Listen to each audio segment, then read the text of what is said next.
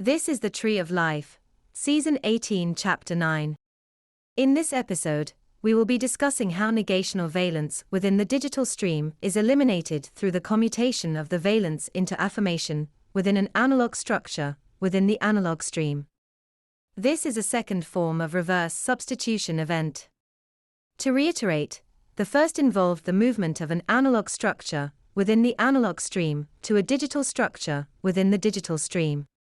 This occurs simultaneously with a flipping of the valence of the structure from an affirmational kind to a negational kind within the digital stream.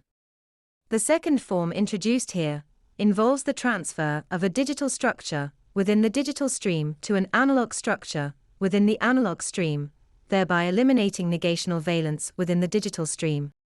To start out, in previous episodes, we discussed reverse substitution events, which involve the flipping of valence as between the two streams, digital and analog, through the movement of a structure from the digital stream to the analog stream. In this episode, we will be talking about how negational valence is eliminated from a digital stream by way of its commutation into an affirmational phase within an analog structure in the analog stream.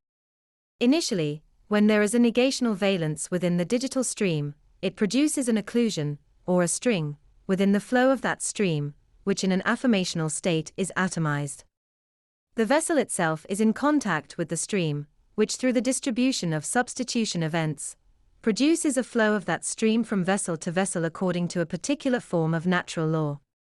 When this stream is broken or misaligned by the underlying substitution events due to the presence of a negational valence, creating a larger structure, or string, that string must be atomized to resume the natural flow of the digital stream according to the natural timing of substitution events.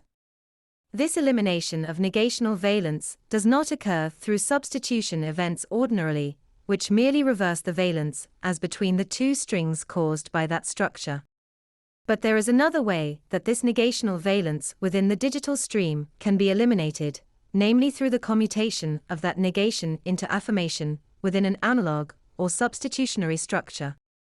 During step 1 of this process, the structure which forms a negational valence is isolated from the digital stream. Practically, what this involves is the flipping of the phase of the analog structure parallel to the digital structure within the digital stream. In other words, the impulse which heretofore had been negated within that analog structure, forming the negational valence, is flipped to affirmational. This segments the string and releases the parallel digital structure, yet never allows that affirmation to be self-referential by valence.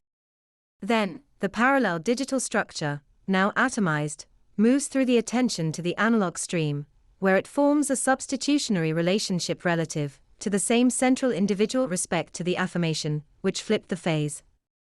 This substitutionary relationship retrospectively negates the originating impulse, which was affirmational, which led to the original interaction, resulting in causal reordering before the origination of the reverse substitution event instead of afterwards, as in an ordinary substitution event.